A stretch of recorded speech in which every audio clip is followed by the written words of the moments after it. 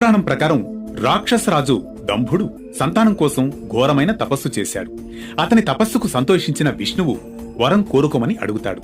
దంభుడు చాలా శక్తివంతమైన కొడుకు కావాలని కోరుకున్నాడు. ఆ వరంతో దంభుడికి ఒక కుమారుడు జన్మించగా అతనికి శంఖచూడు అని పేరు పెట్టారు. శంఖచూడు చిన్ననాటి నుంచే బ్రహ్మదేవుణ్ణి ప్రసన్నం చేసుకోవడానికి తపస్సు చేశాడు. అతని తపస్సుకు సంతోషించిన బ్రహ్మదేవుడు అతనిని వరం కోరుకోమని కోరాడు. శంఖచూడు దేవతల కంటే శక్తిమంతుడు కావాలని, దేవతలను ఓడించే శక్తి కావాలని తన కోరిక కోరాడు. బ్రహ్మ వరమిచ్చి అతనికి శ్రీకృష్ణ కవచాన్ని ఇచ్చాడు.